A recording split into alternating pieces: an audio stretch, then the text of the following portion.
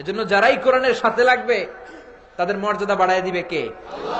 প্রিয় ভাইয়েরা, আমার প্রিয় এলাকাবাসী, এই কোরআনটাকে ধরতে হবে, এই কোরআন পড়তে হবে, লাগলে এই কোরআনের জন্য মরতে হবে। চিল্লা এখন ঠিক কিনা? যারাই কোরআনের সাথে লাগে মর্যাদা বেড়ে যায়, আল্লাহ আকাশ চুম্বি করে দেয় তার মর্যাদা। ছোট্ট একটা উদাহরণ দিয়ে বুঝাই। আমরা যারা ব্লেজার বানাই, ব্লেজার স্যুট পড়েন না আপনারা?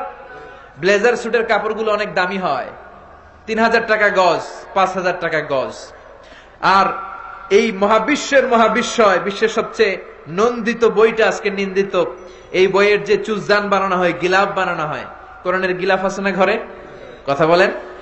বাজারের সবচেয়ে কম দামি কাপড় দিয়ে কোরআনের গিলাফ বানাবে, দোকানে জায়গা 1.5 টন কাপড়, কম দামি কোনটা আছে এটা দেন। কি করবেন? কোরআনের গিলাফ বানাবো। কথা ঠিক কিনা? সবচেয়ে কম দামি 1.5 টন কাপড়, 30 টাকা গজ, ওইটা দিয়ে কোরআনের গিলাফ বানানো হলো। আর 3000 টাকার গজের কাপড় দিয়ে আপনার ব্লেজার স্যুট বানানো হলো। ঘরে ঢুকে একদিন দেখলেন ব্লেজার মাটিতে পড়ে আছে, ব্লেজারে আপনার পা লেগে গিয়েছে। এমন কোন আহাম্মক কি বাংলাদেশে আছে ব্লেজারটা ধরে চুমু খাবে? খাবেন না? আচ্ছা, খাবেন না। আর ঘরে ঢুকে দেখলেন কোরআনের গিলাফ পড়ে আছে, 30 টাকা গজ। কত টাকা গজ? কথা বলেন। 30 টাকা গজের কোরআনের গিলাফ পড়ে আছে। মনের ভুলে হঠাৎ করে পা লেগে গিয়েছে গিলাফে, চুমু খাবো কি খাবো না? এমন কোন মুসলমান আছে কি যে চুমু খাবে না? 30 টাকা গজের 1.5 টন কাপড়ের মায়া এত হয়ে গেল আপনার কাছে? হ্যাঁ, আহা, লাগছে কোন কিতাবের সাথে? কথা বলেন। অমিয়া, এই কোরআন যদি 1.5 টন কাপড়ে আকাশের উপরে নিতে পারে, এই কোরআন যদি তোমার সিনায় জায়গা দাও, তোমার কি আল্লাহ উপরে উঠাতে পারে না? এজন্য কোরআনের সাথে লাগলে 1.5 টন কাপড় যেমনি আকাশ চুম্বি হয়ে যায়, কোরআনের সাথে যারাই লাগবে তাদের মর্যাদা বাড়ায় দিবে কে? ইউনাইটেড স্টেটস অফ আমেরিকার ওয়াশিংটন ডিসিতে একটা কনফারেন্স হয়েছিল, যেই কনফারেন্সে পৃথিবীর সব ধর্মীয় গ্রন্থগুলো 10 মিনিট করে আবৃত্তি করার সুযোগ পাওয়া হয়েছিল। পৃথিবীর যত ধর্মগ্রন্থ, সব ধর্মগ্রন্থের শায়েকরা, রিসাইটার যারা, আবৃত্তিকারক যারা, তারা গিয়েছিল সবার জন্য 10 মিনিটস করে সময়, in order to see which book is the most excellent book ever in the world. পৃথিবীর কোন ধর্মগ্রন্থের বইয়ের তেলাওয়াতটা সুন্দর। সেখানে গিয়েছে হিন্দুদের বেদ, রামায়ণ, শ্রীমত ভগবত গীতা, ত্রিপিটক, দীঘানিকায়া, গ্রন্থ সাহেব। চীনের একটা প্রাচীন ধর্ম আছে কনফুসিয়াস, এই কনফুসিয়াসের প্রাচীন পাণ্ডুলিপি নিয়ে যাওয়া হয়েছে। ইরানের তারা যারা থুষ্ট মতবাদে বিশ্বাসে, আগুন দেখলে অনির্বাণ শিখার কাছে যে এরকম নমস্ত নমস্ত গায়, তাদের অনির্বাণ শিখার পাণ্ডুলিপি গিয়েছে। আমাদের কোরআনও গিয়েছে। বিশাল বড় কনফারেন্স রুমে সব ধর্মের যাজকরা, পণ্ডিতরা, নানকরা, পুরোহিতরা, ধর্মের ফাদাররা, শায়েকরা বসেছে। আর বিচারক চেয়ারে বসা, 10 মিনিট করে সবাই আবৃত্তি করবে। সবাই বলেন কয় মিনিট?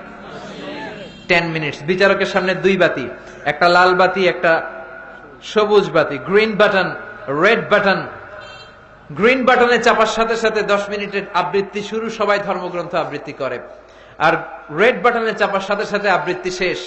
উনি প্রথমে ইনভাইট করেছে শ্রীমত ভাগবত গীতা। তারা গিয়ে তাদের মতো করে তাদের ধর্মগ্রন্থ আবৃত্তি করতে শুরু করেছে। ওম নমো ভগবতী বাসুদেবায়। তাদের প্রত্যেক শ্লোকে ঈশ্বর, ঈশ্বরী, ভগবান রাম কৃষ্ণের স্লোগান আছে না নাই? তারা ভগবতী বলে টান দিয়েছে। আফটার ফিনিশিং 10 মিনিটস, বিচারক প্রেস দ্য রেড বাটন, লাল বাতি চেপেছে। শ্রীমত ভগবত গীতার আবৃত্তিকারক নেমে এসেছে। ডাকা হয়েছে বেদ, ডাকা হয়েছে পুরাণ, ডাকা হয়েছে দশাতীর, ডাকা হয়েছে দীঘানিকায়া, ডাকা হয়েছে ত্রিপিটাক। 3টা পিটক মিলে ত্রিপিটাক, বিনয় পিটাক, শ্যাম পিটাক, অভিধর্ম পিটাক। এরা বলে ওম শান্তি, ওম শান্তি। ঠিক কিনা? টেলিভিশনে আমরা দেখি এদের মাথায় চুল নাই, হলুদ চাদর গায়ে দিয়ে বলে বুদ্ধাং শরণং গচ্ছামি, ধাম্মাং শরণং গচ্ছামি। আর বলে নির্বাণাং পরমং সুখং, নির্বাণাং পরম শান্তি, ওম শান্তি। কিন্তু মিয়ানমারে যে নারকীয় তাণ্ডব তারা দেখিয়েছে, ওদের আসলে বলা দরকার ওম অশান্তি, ওম অশান্তি। চিল্লা এখন ঠিক কিনা? তারাও 10 মিনিটের জন্য সময় পেয়েছে, তো তারা ওম শান্তি, ওম শান্তি বলে 10 মিনিট শেষ। বিচারক রেড বাটনে চেপেছে, তেলাওয়াতকারী নেমে গিয়েছে। ডাকা হয়েছে দ্য হোলি বাইবেল। আপনারা রোমের একটা জায়গা আছে, এটা রোমেরই অংশ, পৃথিবীর সবচেয়ে ছোট্ট দেশ, ভ্যাটিকান বলে এটাকে। কি বলে? Vatican city. ওখানকার পোপ এসেছে। মাথার এই পাশে কিছুদিন আগে বাংলাদেশে একটা পোপ ছিল না, মাথার এই দিকে ছোট্ট একটা টুপি পরে, উনিও জেসাস ক্রাইস্টের প্রশংসা করতে শুরু করলো, help us Jesus the son of God, ও গডের ছেলে যীশু খ্রিস্ট আমাদেরকে বাঁচাও। পড়তে শুরু করলো, 10 মিনিট শেষ, বিচারক রেড বাটন চেপেছে, নেমে গিয়েছে। সব ধর্মগ্রন্থের আবৃত্তি কারকরা, কারি সাহেবেরা 10 মিনিট পড়েছে। সর্বশেষে কোরআনকে ডাকা হয়েছে, আর কোরআন পড়ার জন্য এসেছে মিশরের সবচেয়ে বড় কারি আব্দুল বাসেদ ইবনে আব্দুস সামাদ। আপনারা অনেকে আপনাদের মোবাইলের মধ্যে তার তেলাওয়াত রাখেন। উনি লম্বা সুর করে দম নিয়ে তেলাওয়াত করেন। একটা আয়াত পড়ার পরে আধা মিনিট বিশ্রাম নেন, এরপরে নতুন আয়াত ধরেন, এরপরে আবার পেছন থেকে শুরু করেন, আর এরপরে আবার তিনি পড়েন। ওনাকে ডাকা হলো। Now the representative of Muslim community, Abdul Basit ibn Abdul Samad, come from Egypt, will recite the Holy Book Quran for 10 minutes. এখন মুসলিম বিশ্বের প্রতিনিধি আব্দুল বাসিত ইবনে আব্দুল সামাদ কোরআন পড়বে 10 মিনিট। মিশরি শায়েকরা ক্লিন শেভ দেয়, ওনারা দাড়ি রাখে না। আমাদের অনেক ধরনের শায়েক ছিল, আল খাল্লা পড়া, বিশাল বড় দাড়ি, এরকম শায়েকদের কাছে আমরা তাফসীর পড়তাম। আবার অনেকে ক্লিন শেভ দিত, কিন্তু হাফেজ হাদিস 1 লক্ষ হাদিস তার কলিজায় আছে। মিশরি অনেক শায়েকরা দাড়ি রাখে না, ক্লিন শেভ নিয়ে, গায়ে একটা এরকম চাদর পরে, ছোট্ট কোরআনের কপি নিয়ে মাইকের সামনে দাঁড়িয়েছে। উনি পড়েছে আউযু বিল্লাহি মিনাশ শাইতানির রাজিম, বিসমিল্লাহির রহমানির রহিম বলে সূরা ফাতিহা পড়া শুরু করেছে। বলেন তো সবার জন্য সময় ছিল কয় মিনিট? উনি সূরা ফাতিহাতেই লাগিয়েছে 13 মিনিট। শ্রীমত ভগবত গীতাওয়ালারা হাততালি দেয়, সময় শেষ, কোরআন গেছে। কিন্তু কি আজীব তামাশা, বিচারক তো লালবাতি চাপে না। বিচারকের লালবাতি চাপানোটাকে ভুলিয়ে দিয়েছে কে? আল্লাহ। কেউ যেটা পারে না সেটা পারে কে? আল্লাহ। কেউ যেটা দেখে না দেখে কে? আল্লাহ। বিচারক যখন লালবাতি চাপে না, সূরা ফাতিহার তেলাওয়াত যখন শেষ, আব্দুল বাসিত ইবনে আব্দুস সামাদ বলল, এই তো সুযোগ, এবার আমি আরেক সূরা ধরি। উনি কোরআনের সবচেয়ে চমৎকারতম সূরা সূরা আর রহমান তেলাওয়াত করতে শুরু করলেন। আব্দুল বাসিত ইবনে আব্দুস সামাদের গলায় যত সুর ছিল, যত তাল ছিল, যত লয় ছিল, যত টোন ছিল, মেলোডি ছিল, ভয়েস ছিল, উজাড় করে দিয়ে তিনি পড়তে শুরু করলেন। আর পুরো কনফারেন্সে পিন ড্রপ সাইলেন্ট, পিন পতন নীরবতা, কেউ কথা বলে না। আর বিচারক পাগলের মতো এরকম তাকায় আছে। 20 মিনিট যায়, বিচারক লালবাতি চাপে না। 25 মিনিট যায়, লালবাতি চাপে না। 30 মিনিট পরে যারা অর্গানাইজিং কমিটি, এরা বলল, কি রে, কোনটারে বিচারক বানাইলাম? লালবাতি চাপে না কেন, এটার হয়েছে তাকাই আছে সে। অর্গানাইজিং কমিটির চেয়ারম্যান এসে বিচারকের গায়ে ধাক্কা দিয়েছে, এই বেটা, why, what the hell are you doing here? What's wrong with you? কি সমস্যা তোমার? Why aren't you pressing the red button? লালবাতি প্রেস করো না কেন? ও ভূত দেখার মতো চমকে উঠছে, কি হ্যাঁ, লালবাতি, নীলবাতি, কোন বাতি?